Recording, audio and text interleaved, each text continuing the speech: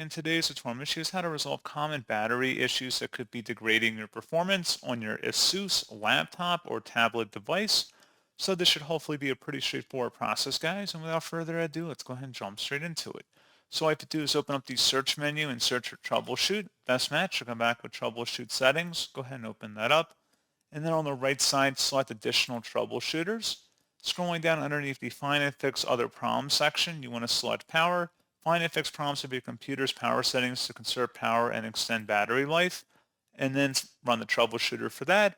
And then if it's able to find anything or any recommendations, it should automatically apply them here. And that's pretty much it. So as always, thank you guys for watching this brief tutorial. I do hope that I was able to help you out, and I do look forward to catching you all in the next tutorial. Goodbye.